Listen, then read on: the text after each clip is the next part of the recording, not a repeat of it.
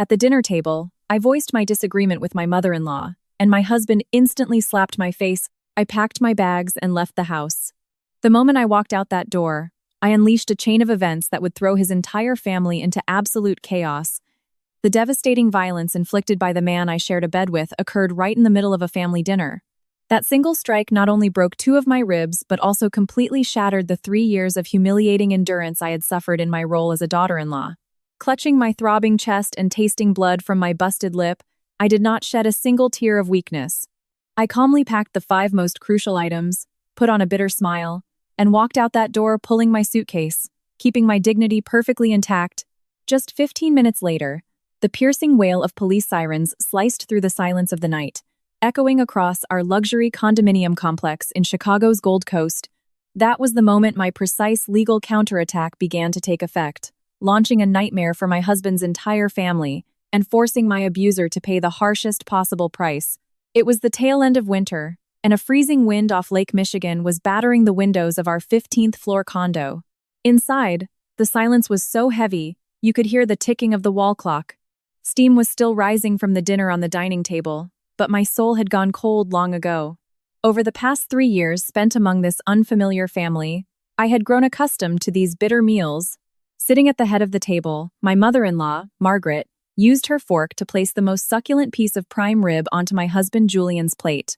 She smiled warmly, telling her son he needed to eat more to keep up his strength for work. Then, she turned her head toward me, and her eyes instantly turned cold and sharp. She tapped her silverware against the table, cleared her throat, and began her usual repertoire of nagging. It was the exact same topic that had tormented me for 1,000 days. She clicked her tongue and scolded me with absolute contempt. She complained that it had been 3 years since the wedding, yet there was still no news of a baby. She sarcastically remarked that other daughters-in-law gave their families grandchildren right away, but her son had brought home a defective wife. She whined to my father-in-law, Harrison, calling this a disgrace to their family name. She claimed she was so embarrassed she could not even show her face when their relatives down south kept asking about it. I kept my head down, hurriedly shoving tasteless rice into my mouth. It felt like a massive boulder was lodged in my throat. Lately, I had been taking every possible remedy, from holistic fertility teas to prescribed medications from an OB/GYN. We had even visited top specialists at Northwestern Memorial Hospital. The doctors concluded that both of us were perfectly healthy. We were simply waiting for the right time. Julian knew this fact perfectly well, yet he always remained silent whenever his mother used me as her verbal punching bag. Julian was a coward who always prioritized his mother's mood. In his eyes, a twisted loyalty to his mother was far more important than his wife's suffering. Today, Margaret's scolding was exceptionally venomous. To cut me deeper, she even dragged my parents, who lived in Charleston, South Carolina, into the conversation. She spewed harsh words, questioning what kind of poor Southern upbringing my parents had given me if they raised a daughter who could not even get pregnant. At that moment, I replied, my patience had reached its absolute limit. I stated that this condo was purchased with the money I saved before our marriage. My salary covered our monthly living expenses, yet I was living like a sinner in my own home. I put my fork down, raised my head, and looked Margaret straight in the eye. I spoke clearly and articulately. I told her that having a child was an issue strictly between Julian and me. It was not something she should cross the line to interfere with. My words were like a spark thrown onto dry straw.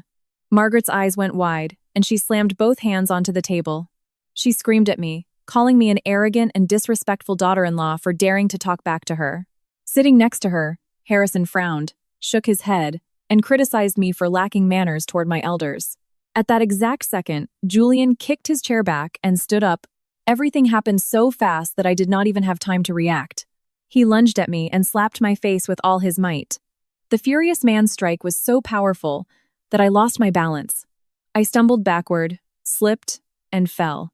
My left side crashed violently against the sharp edge of our solid oak dining table. I heard the dry, sickening sound of bones snapping, and a sharp, piercing pain shot from my chest to the top of my head, blurring my vision. I collapsed onto the cold hardwood floor, clutching my side and struggling to breathe. I could taste the metallic tang of blood from my busted lip, mixing with the saltiness of the tears I swallowed. The family dinner had officially turned into a war zone, and my intuition told me one thing clearly. This marriage was over. The cold floor felt like it was burning my skin. but it was nothing compared to the icy chill enveloping my heart. I curled up in unbearable agony from my broken ribs. The sound of shattered plates on the floor mixed with Julian's rough, panting breath. Margaret stood up for a moment. Seeing me writhing in pain, a flash of fear crossed her face. But soon, her vicious expression returned. She pointed her finger right at me. She loudly justified her son's brutal action, screaming that a husband and a mother-in-law had every right to teach a disrespectful wife a lesson. She threatened me, demanding to know why I was faking it and warning me not to dare put on an act. Julian stood over me. His eyes were bloodshot. Looking down at his fallen wife, there was not a single drop of guilt in his eyes. Instead of helping me up, he pointed at the floor and ordered me to get on my knees immediately and beg his mother for forgiveness. He declared that he was more than willing to kick me out of the house right then and there to protect his mother's honor. I did not cry. My tears of weakness had already dried up during countless lonely nights. Instead of screaming and begging, I formed a twisted smile. It was an extremely bitter but absolutely clear smile. The slap and the fall had awakened every single one of my senses. It shattered the shell of false peace I had tried so hard to maintain for 3 years. I stared intensely at the face of the man who had once sworn to love me forever. Now, my eyes saw only a cowardly, weak, and cruel individual. I realized the true face of this marriage. I could not sacrifice another second of my precious youth for such a heartless person. Enduring the sharp pain that surged with every breath, I grabbed a chair and slowly stood up. My legs were shaking, but my back was perfectly straight. I did not look back at them even once. I turned around and walked with slow but resolute steps toward our master bedroom. I slammed the door shut, locking it behind me, leaving the shocked stares of the people in the living room behind. Now, time was money. I pulled out a small carry-on suitcase from the top of the closet. The pain in my side occasionally pierced through me, making me break out in a cold sweat, but my mind was sharper than ever. I opened my desk drawer and packed exactly 5 items that would determine my life from this moment forward. First, the property deed to this condo, purchased under my name before the wedding. Second, my passport and driver's license. Third, a small silver USB flash drive. That drive contained saved security camera footage of every time Julian had smashed dishes, shoved me, or thrown me to the floor in the past. It was a weapon I had secretly prepared a long time ago, waiting for the right day. Fourth, my bank security tokens, checkbooks, and some cash. Fifth, comfortable clothes to wear for the next few days. I zipped the bag and put on a thick winter coat. When I unlocked the door and stepped out, Margaret was standing right in front of me with her arms crossed. She sneered mockingly. She raised her voice, telling me that if I was so brave, I should pack up and disappear right now. She added that once I walked out of this house, I should not even dream of crawling back and begging. Julian was sitting with his back to the living room chair, wearing an expression of icy indifference. I cast one last glance at them. Harrison, who always boasted about coming from a dignified family, remained silent the entire time, without saying a single word in my defense. Gripping the handle of my suitcase, I walked out the front door. Leaving behind a dark past I was determined to erase forever. The biting wind in the corridor slapped my face. I pulled my coat collar up and gritted my teeth to suppress the pain spreading through my left side. With every step and every deep breath, it felt like thousands of needles were stabbing my chest.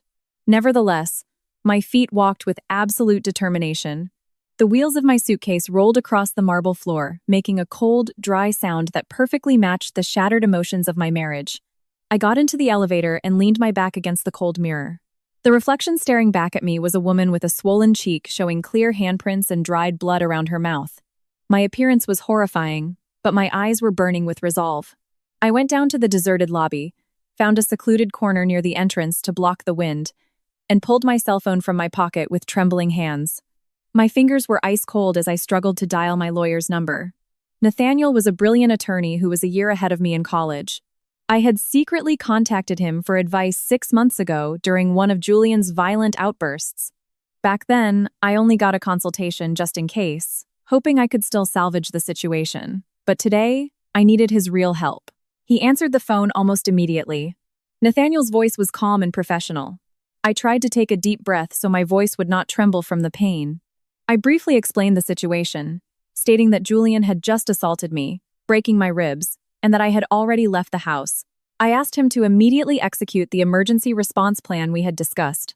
The very first thing he told me to do was to personally call the Chicago Police Department's Special Victims Unit. I wanted to report him for aggravated domestic battery. I told him the home security camera evidence was remotely accessible on my phone, and I had all the backup copies.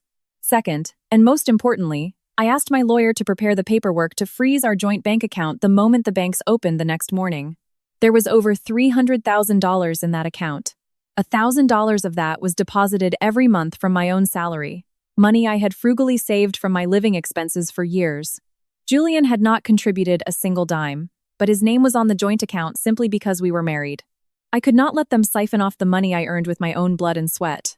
Finally, I requested that he immediately prepare an emergency temporary restraining order. I knew the nature of domestic abusers very well. If the victim escapes, they become enraged and try to seek revenge or stalk them relentlessly. To guarantee my safety over the coming days, I absolutely needed the full protection of the law. Nathaniel listened carefully to every detail. While expressing outrage at the cruelty of my husband's family, he maintained his professional composure as an attorney. He advised me to take a taxi straight to the emergency room at Northwestern Memorial Hospital to receive treatment and secure official medical records of my injuries. He promised to handle all the remaining legal procedures that very night. Hanging up, I looked up at the 15th floor. The yellow lights were still shining through the condo windows. They were undoubtedly celebrating their victory, thinking they had kicked a stubborn daughter-in-law out onto the street. They had absolutely no idea that Julian's reflexive slap had pulled the trigger on a massive, devastating counterattack I had prepared. I was no longer a defenseless victim waiting to be trampled. The taxi pulled out of the complex, and about 15 minutes later, my phone began ringing off the hook. It was a barrage of text messages from my next-door neighbor, a kind lady who was the president of the condo association. She had always vaguely suspected how severely my mother-in-law bullied me whenever she dropped by to share food.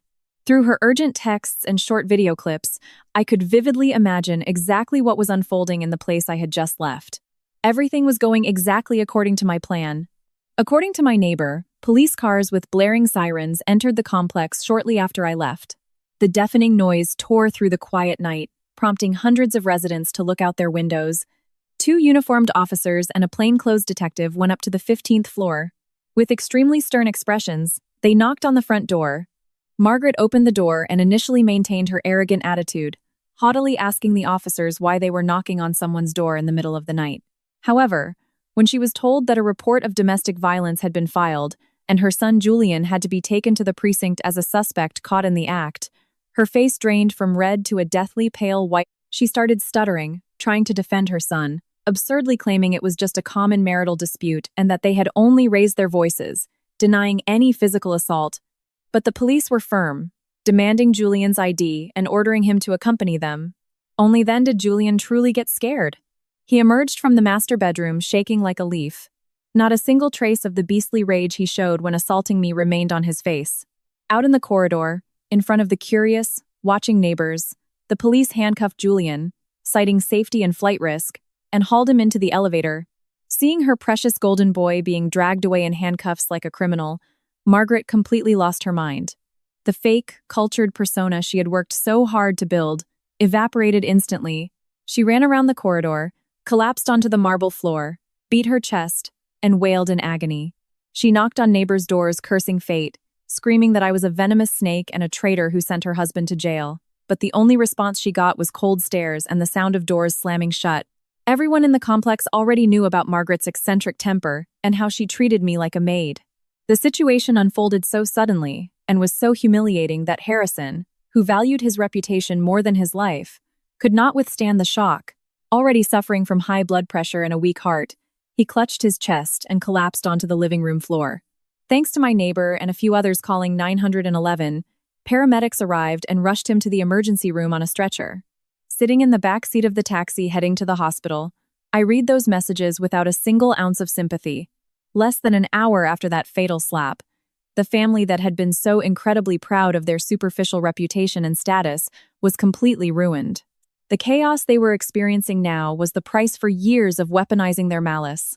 I asked the taxi driver to drop me off at the emergency room entrance of the hospital.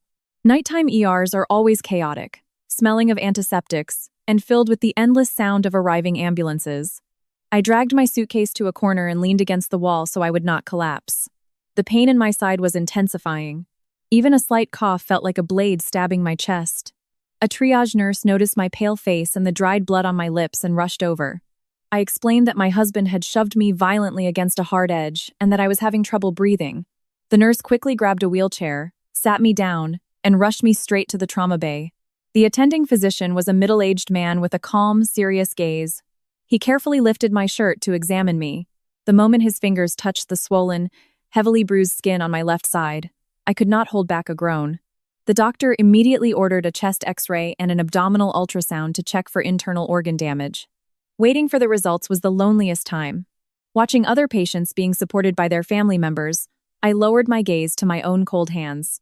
But I immediately shook off that pointless self-pity. Tears solve absolutely nothing. I had to toughen up to walk the arduous path of the legal battle waiting for me. 30 minutes later, the doctor called me back into the examination room. He pointed to the X-ray on the illuminated screen. The diagnosis was confirmed. My 6th and 7th ribs on the left side were broken. The surrounding muscles had also sustained severe contusions from the massive impact. Fortunately, the broken ribs had not punctured my lungs or pleura, but I would require compression bandages, painkillers, and absolute rest for at least a month. The doctor sat at his desk and began filling out my medical chart. He looked at me with understanding eyes and carefully asked about the cause of the injury. He asked if I had perhaps been in an accident on the street or fallen down some stairs. I sat up perfectly straight. Shaking off the shame that victims of domestic violence often feel, I took a deep breath. I answered coldly and firmly. I requested that the doctor clearly document the cause of the injuries on the medical certificate as the result of an assault, specifically stating that my husband shoved me into a solid wood table. The doctor paused for a second, then nodded in agreement. He wrote that exact statement down on the medical certificate, in clear, legible handwriting. Every single word the doctor wrote was as precious as gold to me. Stamped with the official seal of a police-designated hospital and explicitly citing domestic violence as the cause of injury, this medical certificate was an ironclad piece of evidence and the most powerful legal weapon for an injury assessment. Julian thought he could do whatever he wanted behind closed doors under the guise of an alpha male and that no one would ever know, but he was gravely mistaken. I was going to drag all his crimes into the light of day and make him face the judgment of American law for every ounce of physical and mental agony he inflicted upon me. After getting wrapped in a compression bandage and receiving my prescription for painkillers, I clutched my side and struggled out of the trauma center. Despite the late hour, the hospital was bustling. Stretchers rushing down the corridors brought in a chilling draft. As I headed toward the main entrance to catch a taxi to the secure short-term rental I had booked, fate decided to test me one more time. Passing by the waiting room of the cardiovascular center next to the ER, I stopped in my tracks. Through the glass doors, I saw a familiar sight. My father-in-law, Harrison, was lying on a cot with an IV in his arm. His face was pale, and his eyes were closed. Leaning against the edge of the adjacent bed was none other than my mother-in-law, Margaret. With her hair disheveled and her coat unbuttoned, the arrogant, high-society persona she had used to scold me at dinner was nowhere to be found. Margaret, who had been so high and mighty just a few hours ago, lifted her head and accidentally locked eyes with me. Hatred immediately filled her eyes. She sprang up, pushed open the glass doors, and charged at me like a wild beast eyeing its prey. She raised her hand to strike me, just as her son had done. Gritting her teeth, she cursed me, calling me a wicked, vile outsider who rolled into their home and dragged their family to the grave. But I was no longer the submissive daughter-in-law who silently endured the humiliation of her toxic family. I took one step back. My cold stare felt like a dagger piercing her heart. Under my ruthless gaze, her hand froze in midair. I articulated my words slowly and clearly so she could fully comprehend her current reality. I informed her that the joint bank account belonging to Julian and me would be frozen first thing tomorrow morning by my lawyer's request. I told her that all withdrawal transactions for our $300,000 in savings were immediately suspended. That money was mine, earned with my blood and sweat. She and her son would not be able to touch a single penny of it. Margaret's face turned deep red, then immediately pale as a corpse. Her mouth fell open. Both of her hands trembled as she gripped the doorframe, but I did not stop. I poured another bucket of ice water over her delusions. I demanded that she and Harrison pack their bags and vacate my 15th floor Gold Coast condo within a week. That condo was a premarital asset purchased entirely under my name with my own money and help from my parents.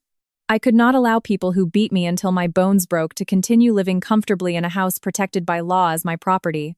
Finally, I reminded Margaret of the $7,500 she had secretly borrowed from me over the years, under the pretext of sending gifts to their southern relatives. She had never paid back a single cent.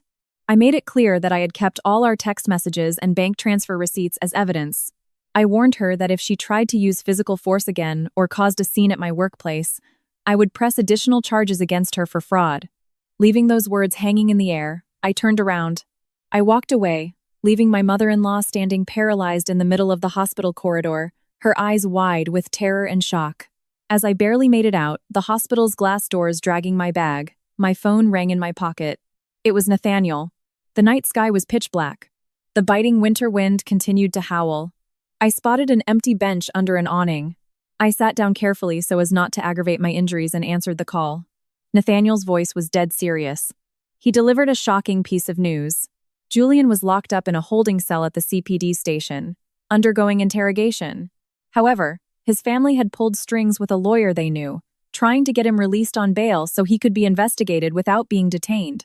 The most horrifying part was that Julian was pleading for sympathy and leniency from the detectives, using the excuse that his wife was pregnant and desperately needed her husband's care as the head of the household. The moment I heard the word pregnant, a ringing sound erupted in my ears. A chill ran down my spine, and the hand holding the phone began to violently shake. A memory from a few days ago resurfaced with terrifying clarity. Back then, I had felt nauseous and my period was late, so I sensed something was off with my body. I bought a pregnancy test from the pharmacy and took it early in the morning. 2 faint lines appeared on the stick. The heart of a woman who had dreamed of becoming a mother for 3 years leaped with joy. I decided to visit the OBGYN over the weekend for an ultrasound confirmation before sharing the happy news with my husband, so I carefully wrapped the test in toilet paper and shoved it deep into the bathroom trash can.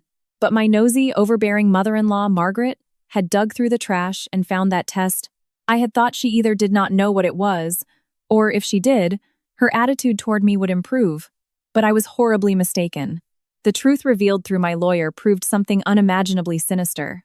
Margaret had secretly whispered that fact to her son Julian in advance.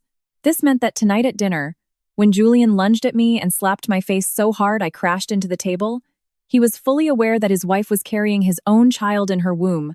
Julian raised his hand against me, knowing I was pregnant. He valued protecting his mother's fragile ego more than the life of his unborn child and the safety of his wife. That monstrous truth was so unbearable I felt like my chest was going to explode. I hugged my stomach tightly, and hot tears streamed down my swollen, throbbing cheek. I was not crying because of this rotten marriage, but because of the tiny life inside me. The baby had chosen the wrong family to be born into. I could not let my child be born into a home where a father beat a mother like a punching bag. I could not let my precious child be raised by a man who would strike his pregnant wife, or by a grandmother so toxic and full of betrayal. I wiped my tears and gritted my teeth, suppressing the pain that was tearing my soul apart. That dark night, I made a painful but resolute decision. I decided to terminate the pregnancy. Rather than letting my child share this hellish fate with me, it was better that I bear the burden of this karma alone. The next morning, the Chicago sky was gray, and a light drizzle was falling. Despite the agony in my ribs that kept me awake all night, I took a taxi from my short-term rental straight to the CPD Special Victims Unit, where my husband was detained. Nathaniel was already waiting for me at the entrance. Taking my bag, he looked at my exhausted face and bandaged torso with compassionate eyes. We went inside the precinct and met the detective handling the case. The detective offered me a chair and placed a warm paper cup of water on his desk. The investigator reviewed the official medical certificate bearing the police hospital's seal and the X-ray reports I placed on his desk. The detective's eyes showed a mix of surprise and respect for my calm, articulate demeanor. I opened my bag and pulled out the small USB drive containing all the evidence. I asked the detective to turn on his computer and plug it in. The raw security camera footage of the living room from the previous night appeared on the screen. The crisp video and clear audio documented the entire situation. How my mother-in-law insulted me, how politely I responded, and the most horrifying moment, Julian charging at me like a rabid animal and throwing me into the dining table with his strike. The sickening thud echoing from the computer speakers plunged the precinct into a tense silence. That video was not the only thing on the drive. It contained dozens of other audio and video files from the past year, showing Julian flipping tables, smashing dishes, and screaming profanities at me. I detailed the dates and circumstances of each incident. I argued that my husband's violence was not a momentary lapse in judgment, but a systematic, repetitive pattern that was escalating in cruelty. The detective nodded as he typed up the report. He praised my thorough preparation and evidence collection. This evidence was absolutely irrefutable. Combined with the medical certificate, Julian's actions far exceeded the bounds of a simple domestic dispute. It met all the requirements to be classified as aggravated domestic battery, an offense carrying severe felony enhancements under the Violence Against Women Act. The formal investigation was officially launched. The prison doors waiting for this domestic abuser were slowly creaking open. After the interview, the detective informed me that Julian was throwing a tantrum in his holding cell, stubbornly demanding a 5-minute meeting with me. Nathaniel advised me to decline to avoid psychological pressure, but I shook my head. I wanted to sever that despicable man's final lifeline with my own 2 hands. I walked into the small visitation room. Julian was sitting on a worn-out chair in the corner, nervously rubbing his hands together. The confident, sharp corporate executive he used to be was completely gone. With an unshaven face and eyes wide with terror, he looked utterly pathetic. Seeing me, he stood up, then immediately dropped to his knees on the cold floor, buried his face in his hands, and began to bawl. His predictable performance of repentance began.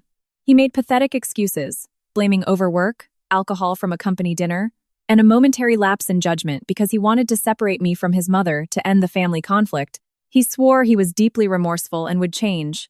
He promised to cut ties with his parents, said we should move out on our own, and offered to hand over all his paychecks to me.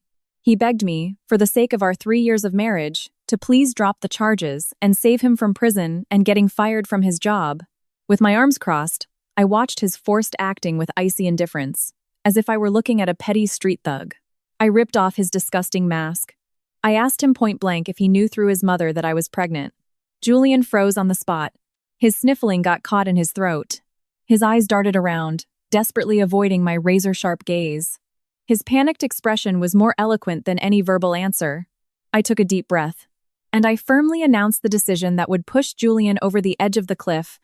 I told him I was going to a women's clinic tomorrow to sign the consent form for an abortion. I said that child would never see the light of this world. Hearing those words, Julian's fake remorse vanished. His eyes bulged, the veins in his neck popped, and he pointed his finger at me. He hurled every curse word imaginable, calling me a venomous bitch. He called me a cold-blooded murderer who was willing to erase her own flesh and blood just to get revenge on her husband. His selfish, violent nature was once again exposed in all its naked glory. Even in the face of his rage, I did not flinch a single inch. I took a step forward and brought my bruised face close to his. I answered coldly, every single word, sharp as a scalpel. I told him that the slap and the kick he delivered last night had already killed that child. I said that a beast who uses violence against his wife, knowing she is pregnant, has permanently forfeited the right to ever be a father. Leaving those words behind, I turned and walked out. I never looked back at that broken man throwing a tantrum of despair in the visitation room. Leaving the police station, Nathaniel escorted me far away from the Gold Coast to a secure short-term rental in the West Loop. Using his connections, he found me a highly secure micro-apartment where I could stay safely for a month. With keycard access and 2 4-hour security cameras, it was a place where no one from my in-laws' family could find me or cause a scene. I dragged my bag into the new place. The interior was clean, quiet, and cozy, decorated with warm wood tones. I locked every deadbolt and shut the front door. I collapsed into a plush chair in the living room. Only then, in the solitary silence, did the forced courage I had maintained begin to dissipate. The agony of my broken ribs hit me with full force again, making me clutch my chest and gasp for air. I poured hot water from the dispenser and swallowed the painkillers prescribed by the hospital. Taking off my heavy winter coat, I stood in front of the bathroom mirror and applied ointment to the bruises on my swollen cheek and busted lip. Staring at my exhausted reflection, I did not cry anymore. On my first night in a new place, my body was covered in wounds, but my soul felt a strangely light sense of liberation. The suffocating atmosphere of my in-laws' home, the endless catering to their demands, walking on eggshells, all of it was now left in the past. Late that night, my cell phone rang. It was my corporate director. Rumors or news from a police beat reporter must have reached her ears about my unfortunate domestic situation. The director's voice was warm and considerate. She did not pry into my personal life, but as a senior colleague, she spoke directly. She told me to take it easy, focus on my mental peace, and let my body heal. She said the company would approve a fully paid extended medical leave based on my hospital records, so I should focus solely on resolving my tangled issues. She also added reassuringly that if I needed assistance with medical bills or access to corporate legal counsel, they would support me at any time. The uniquely tight-knit camaraderie I had shown at the company where I poured out my passion and skills felt so much warmer and more genuine than the superficial family ties I had just severed. Her support became a massive pillar of strength for me, giving me the confidence to navigate the grueling legal battles ahead in the name of justice. My second night in the secure West Loop rental passed in deep silence. Outside, late winter rain was falling, cold droplets streaming down the balcony glass. The temperature in Chicago had dropped drastically. The freezing air felt piercing. I picked up my phone from the nightstand. It was evening.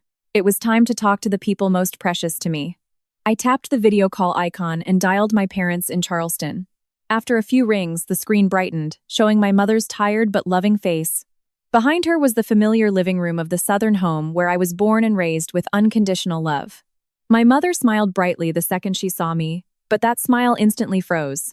The light from the phone screen fully exposed my deeply bruised, swollen cheek and my torn lip. My father, who was sitting at the dining table behind her, rushed closer to the screen.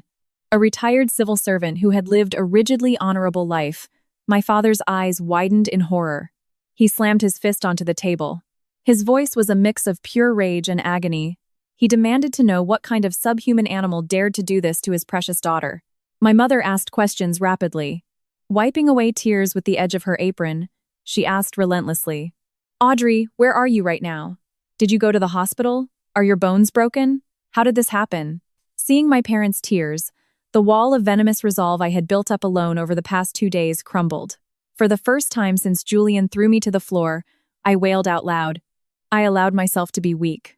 Tears poured out, stinging the fresh wounds on my face.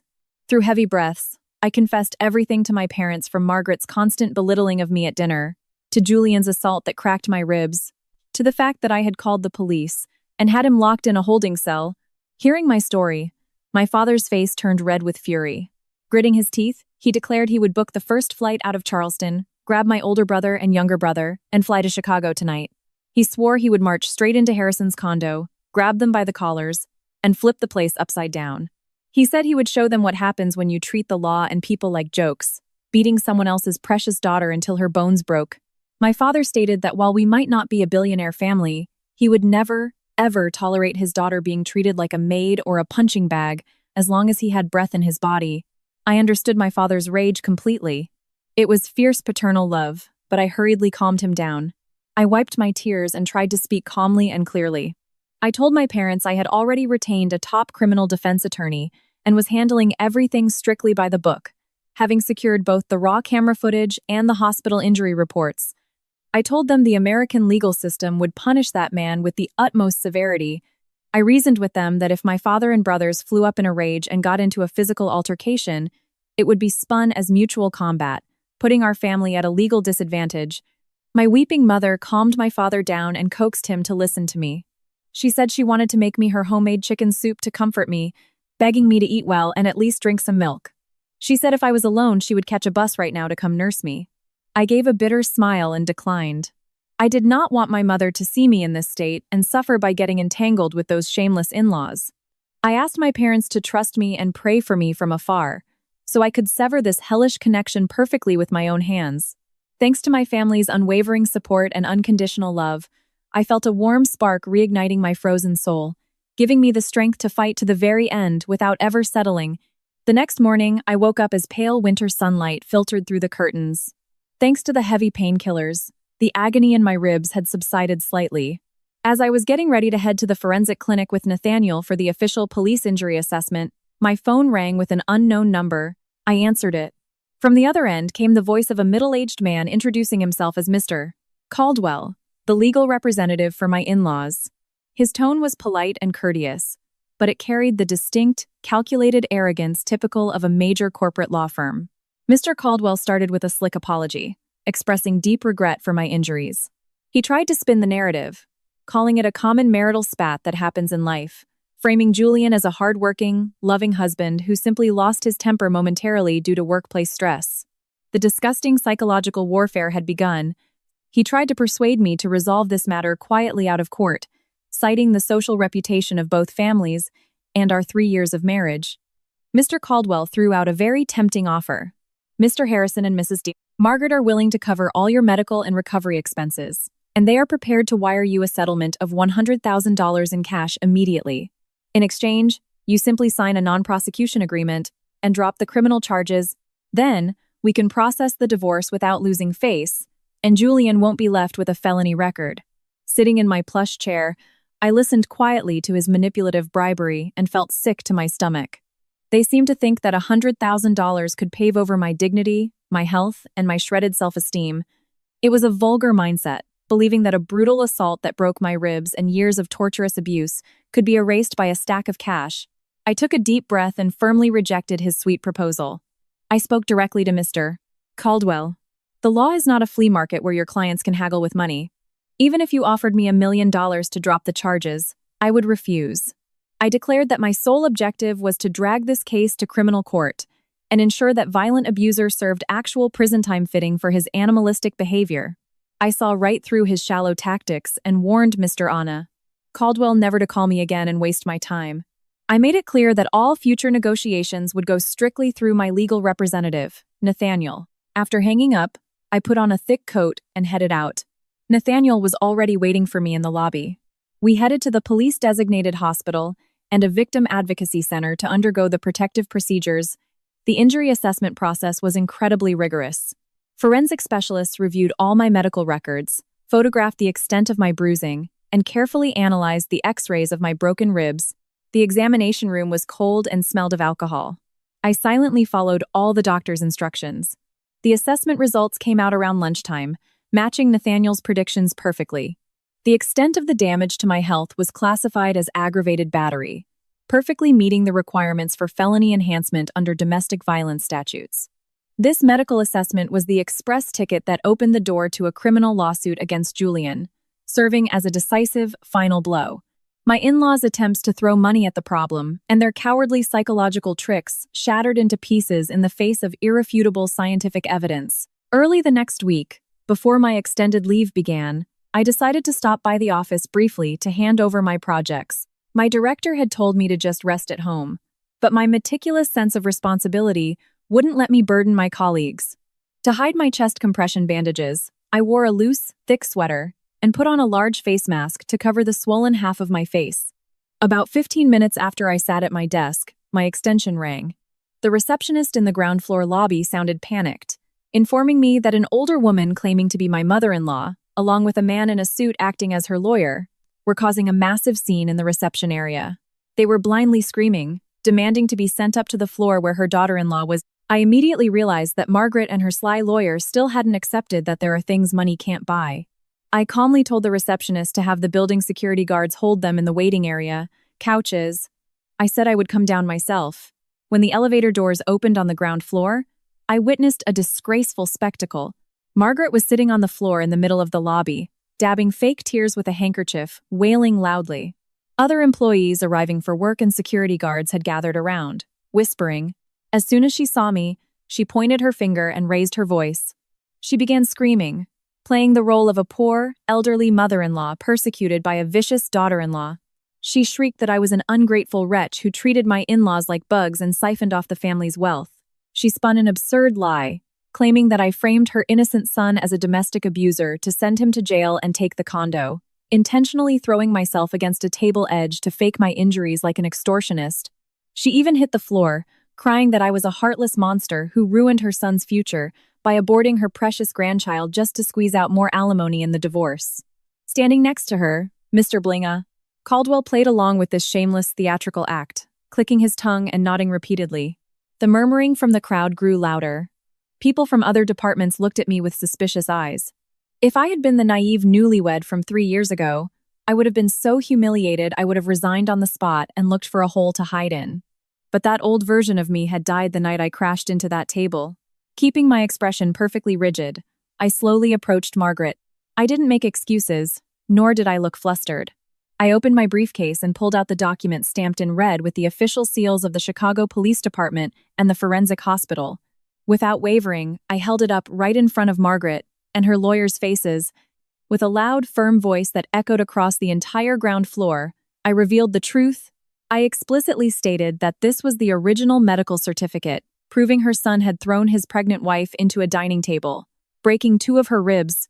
I warned them that showing up at my workplace to spread false information and cause a scene constituted criminal defamation, filing false reports, and tortious interference with business operations. I immediately pulled out my cell phone, dialed 911 to report the harassment, and asked the security guards to provide me with the lobby surveillance footage of this incident as evidence. The moment they heard the words lawsuit and 911, Margaret's fake wailing stopped instantly.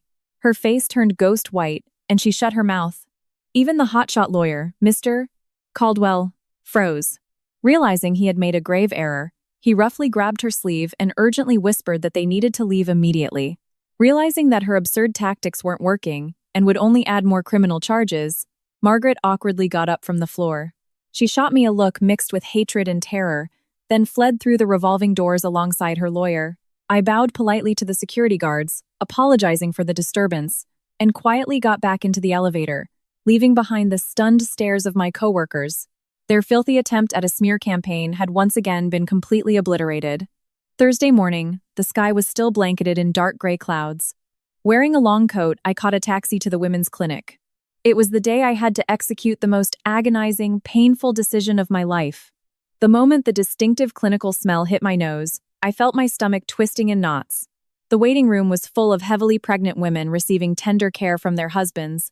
That ordinary, happy scene stood in stark contrast to my bruised face. I received the surgical consent forms.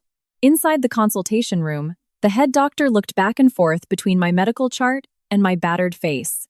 With sympathetic eyes, she gently asked why I had chosen to give up a child that was barely weeks along. I sat in silence for a moment before slowly pulling the documents from my bag.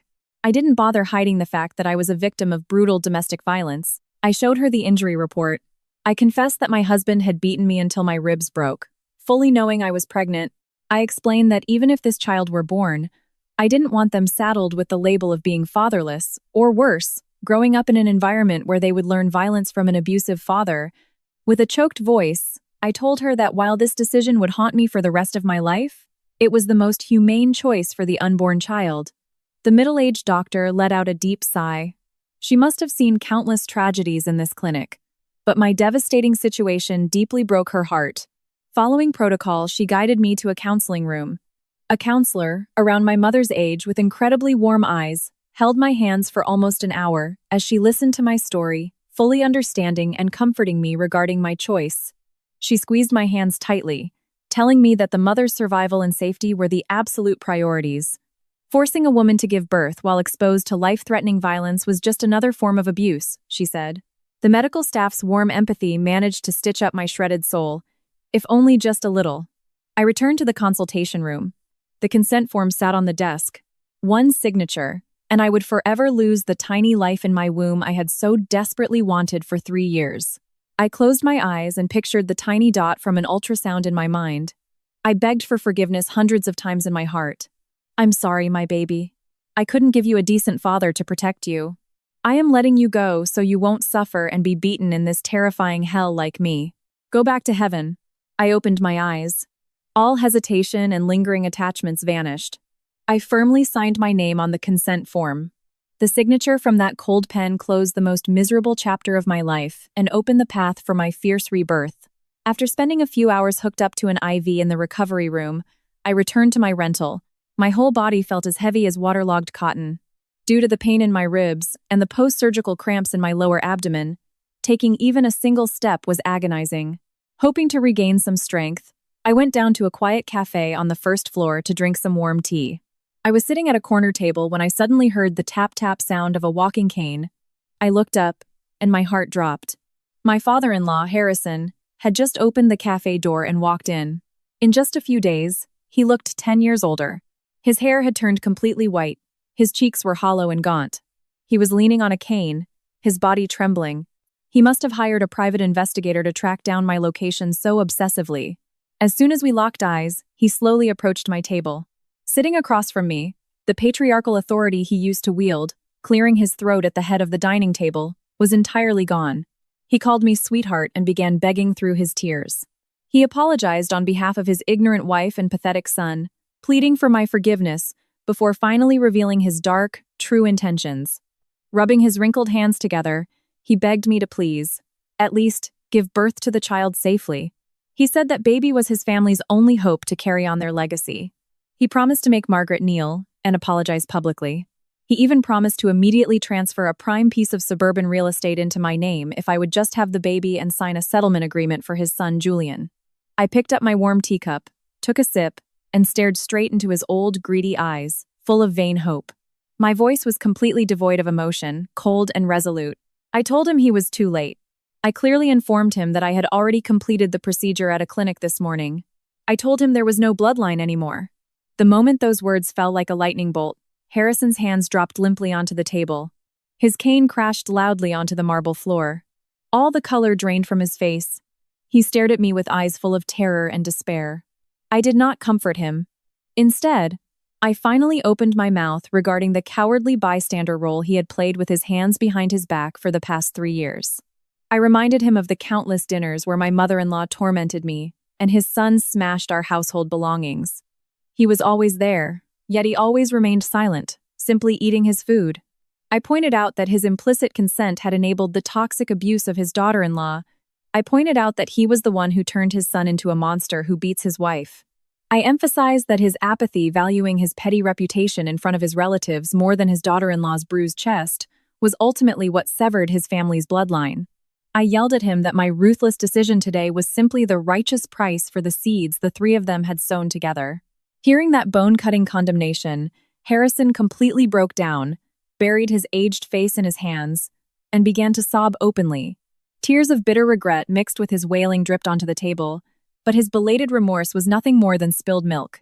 After returning to my rental, I locked myself in my room, focusing on recovering my strength by eating nourishing soups. I had assumed that after suffering such humiliation, my in-laws would remain dead silent until the trial date, but I had underestimated Margaret's inherent deceitfulness. Once they realized that neither money, threats, nor tearful begging could make me drop the charges, they began throwing the filthiest mud at my social reputation.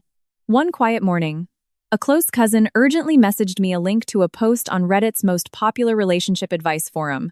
The main photo was a studio shot from Julian's and my wedding. It was written by Julian's younger sister, Chloe, using her real name.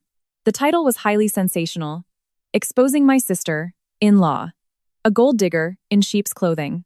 In the lengthy post, Chloe played the role of the tearful, devoted sister, worried about her innocent brother who had been falsely accused and sent to jail. She fabricated a soap opera-level story about how I brought nothing to the marriage, flaunted my parents' money, and disrespected my mother-in-law. The climax of her lies was the malicious claim that I had thrown myself against a table to fake my injuries in order to frame my husband as an abuser and extort a massive settlement. The cruelest, most chilling part was the fiction she spread that I, blinded by greed and spite toward her family, had cold-bloodedly aborted my precious unborn grandchild. Orchestrated by Margaret behind the scenes, this post was cleverly packaged with fabricated circumstantial evidence designed to trigger public outrage. It spread across various internet forums and social media platforms at terrifying speed. Tens of thousands of people, ignorant of the truth, began a witch hunt against me in anonymous comments. They cursed me with unspeakable names, calling me a money-crazed monster and a baby-killing murderer. Some netizens even doxed me, finding my personal social media handles and flooding them with hundreds of threatening messages. Reading those curse-laden posts, I felt a suffocating agony. It gave me chills to see how people who used to sit around the same table sharing holiday meals could so vividly attempt to bury a person alive. Nathaniel called me immediately. He urged me not to click on any posts and to maintain absolute silence. He warned that in the face of this raging mob mentality, any explanation would just be pouring gas on the fire. He suggested we screenshot every post and malicious comment, get them notarized, and file a cyber defamation lawsuit for spreading false information first thing tomorrow morning. He told me to cover my ears and hold out until the trial, but I disagreed. I had endured like a fool for 3 years. I wasn't going to hide behind a keyboard and stay silent now. I told my lawyer I would fight back my way, and that I would completely extinguish the flames of their fabricated lies with the light of truth. I opened my laptop. The pain in my ribs had faded, leaving only a coldly sharpened sense of logic. If they wanted to use internet anonymity to socially bury me, I vowed to use that same massive reach to expose my in-laws' disgusting true faces to the entire country. I posted a rebuttal on the forum, using a dry, objective tone, without any emotional pleading or profanity. Acknowledging that I was the gold digger sister-in-law mentioned in the post, I systematically dismantled every single lie the sister-in-law had written with hard facts. I clearly stated that all my actions were legitimate self-defense and legal measures to protect my right to survive domestic violence. From the second paragraph, I attached irrefutable photographic evidence. First, a photo of the original forensic medical certificate clearly stating that my 2 broken ribs were the result of severe external physical trauma. Second, screenshots of my bank transfer history showing that I had been subsidizing Margaret's lavish lifestyle every month for the past 3 years. Money I had never gotten back, nor even received a thank you for. This completely destroyed the lie that I was a gold digger. And finally, the knockout blow. I posted the unedited, unblurred link to the raw security camera footage from the living room that had been submitted to law enforcement. Anyone who clicked the video could hear my mother-in-law's trashy cursing, my suppressed replies, and, most importantly, witness the horrifying scene of Julian, wearing his corporate badge, charging like a mad dog and slamming his pregnant wife into the dining table. The sickening crack of bones breaking was the ultimate proof of his family's brutality. Regarding the abortion, swallowing my tearing heart, I left only one sentence. No mother in the world wants to voluntarily give up the child she carries in her own body. But rather than bringing a child into an environment where they would be kicked by the man calling himself a father before they were even born, I would rather carry the cross of being called a murderer for the rest of my life. I published the post and linked it directly to the same forum that had slandered me. In less than 15 minutes, the situation flipped 180 degrees. The raw, black box-like footage was an absolute shock to the internet. The tsunami of public outrage instantly changed direction, barreling toward my in-laws. Tens of thousands of people realized they had been completely played by the sister-in-law's fabricated post. Chloe's original post was bombarded with dozens of furious, curse-filled comments every second. People who had cursed me as a witch just yesterday were now leaving sincere apologies, praising my iron-willed response and meticulous evidence-gathering skills. Major internet news portals and women's rights communities began sharing my post. This incident exploded into a national outrage regarding the systemic issues of domestic violence and toxic in-law culture in America. As the doxing crosshairs turned toward her, a terrified Chloe hastily deleted her original post and deactivated all her accounts. But the most satisfying blowback was waiting for Julian in his holding cell.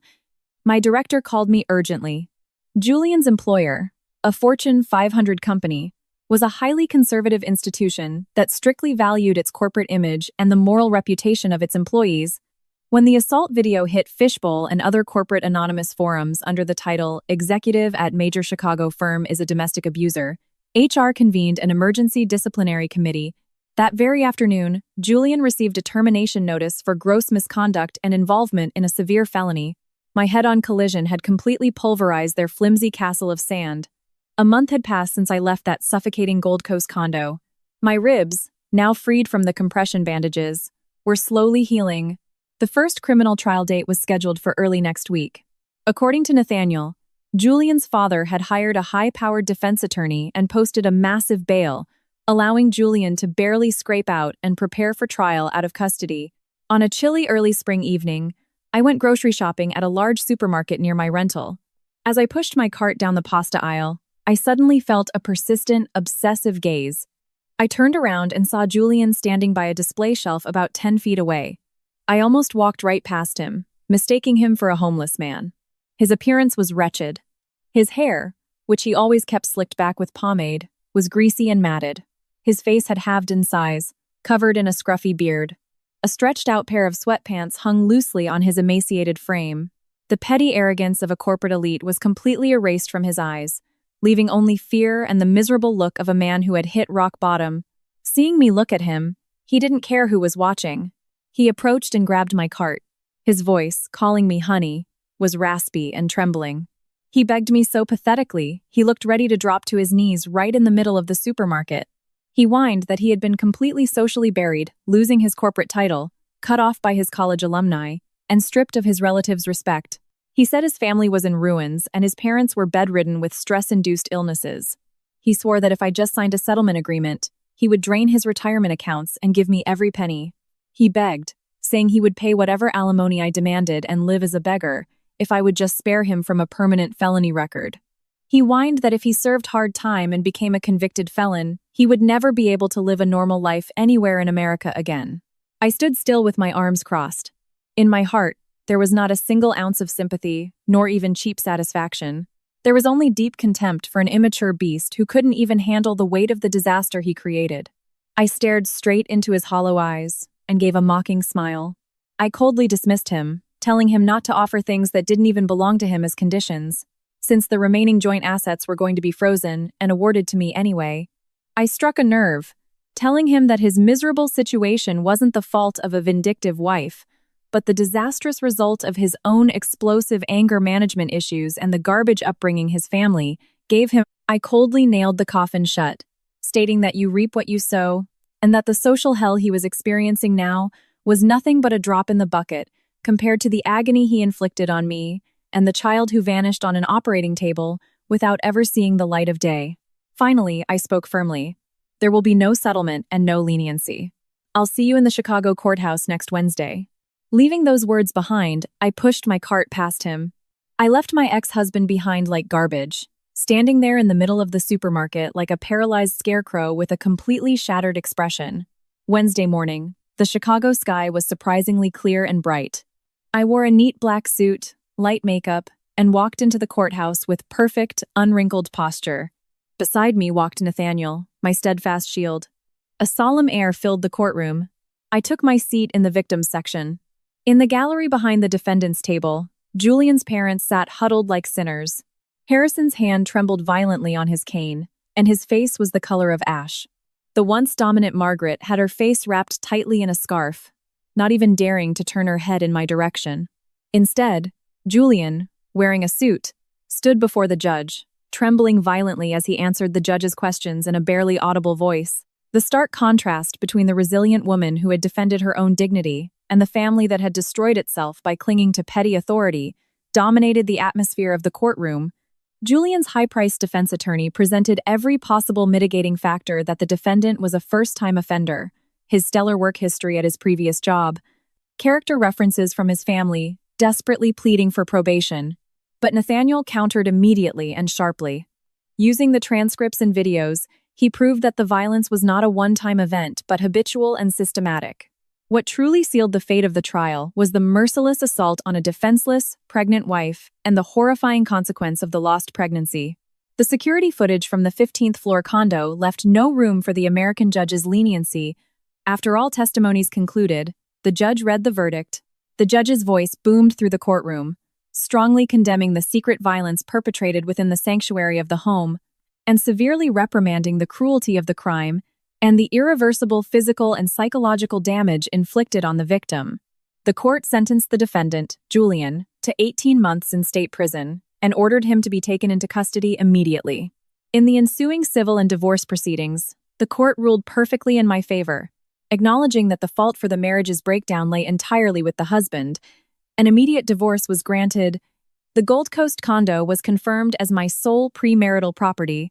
Furthermore, recognizing my contributions, over 90% of the $300,000 in the frozen joint accounts was awarded to me. On top of that, Julian's side was ordered to cough up an additional $50,000 to cover all my medical bills and punitive damages. Bang, bang, bang. The strike of the judge's gavel put a perfect period on my 3-year nightmare.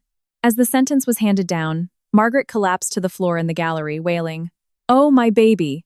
Harrison slumped over his cane, frozen, stiff. The bailiffs grabbed a pale, terrified Julian by the arms and slapped handcuffs on him.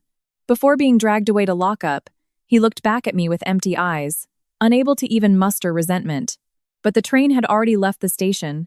I stood up, straightened my suit, and shared a deep, grateful handshake with Nathaniel. Walking out of the courtroom, I felt the massive weight that had been crushing my shoulders simply evaporate. Justice had prevailed. The beast paid for his crimes. I was finally a perfectly free woman. 3 days later, I returned to my Gold Coast condo, accompanied by the sheriff's deputies. My in-laws, who had received an eviction notice, were packing their belongings to move to a cheap rental on the outskirts of the city, their heads hung low. As I walked into the entryway, Margaret was dragging out her final bags. The moment she saw me, She flinched in terror, not even daring to make eye contact or utter an insult. The eyes of the woman who once acted like the queen of the castle were now terrified like a kicked dog, and her face had aged drastically into that of a frail old woman. Watching the two old people being miserably kicked out of my cozy home, I didn't feel a single ounce of pity. It was poetic justice. Their archaic cruelty and cowardly apathy had shattered their own legacy. Slam! The front door closed, and I was left alone in the empty living room. The floor, the kitchen table, every corner of the house brought back memories of the grueling abuse and violence of the past 3 years. I realized I could never make a fresh start in this blood-stained space. I immediately contacted a real estate agent I knew and asked them to list the condo for a quick sale, even if it meant taking a slight cut below market value. The place sold in a matter of days, and I cleanly severed every single tie I had to this cruel city. At the same time, a new door of opportunity opened at my company. Highly valuing the unshakable professionalism and crisis management skills I demonstrated even during the worst personal crisis, the corporate executives offered me an exceptional promotion to a regional director position for a new project in Honolulu, Hawaii, complete with a massive salary increase. Without a second thought, I signed the offer letter. Hawaii, with its blue oceans, was the perfect sanctuary and starting point to wash away my scars and begin a completely new life. On the day I left Chicago, I threw away my old, drab clothes and wore a bright yellow spring dress. Hearing the news, my parents had flown up from Charleston, along with close friends, to see me off at O'Hare International Airport. My mother hugged me tightly, her eyes tearing up as she told me to eat well and only look at beautiful things from now on. My father smiled brightly, saying he was prouder than anyone in the world of his daughter who had weathered a brutal storm and protected herself. After passing through security, I headed to my gate. The plane roared down the runway and pulled me high into the sky. Sitting by the window, I looked down at the gray skyline of Chicago and the winding Chicago River growing smaller beneath me. This city was where I had buried the naive innocence and bloody tears of my 20s, but at the same time, it was the place that forged me into a woman of steel who could defend herself against any threat in the world. I leaned back against the seat and closed my eyes. For the first time in 3 years, the happiest, most genuine, and flawless smile spread across my lips. Outside the window, the dazzling spring sunlight shone warmly on my face. A new, free, and proud journey with no violence, no interference, and no tears awaited me. I was perfectly ready to live this life entirely for myself, happily and on my own terms, simply under my own name, Audrey. Closing this tearful yet triumphant story of Audrey, we learn a bitter truth. The outdated societal pressure often forced upon many families that enduring is a virtue is absolutely not the key to protecting a family's happiness. This is especially true when someone tramples on your dignity in the name of family or the head of the household. Life ultimately bends toward justice, and evil deeds will inevitably pay a heavy price under the weight of the law and society. This story serves as a reminder to all women standing on the edge of a cliff that they must be strong and independent, and that they must always know how to resolutely defend themselves within the boundaries of the law with ironclad evidence. Do not be afraid to ruthlessly slam the door on rotten relationships, because only when you break the chains of the past that consume you, can you throw wide open the door to your own tomorrow, one where you are truly happy, entirely free, and dazzlingly radiant.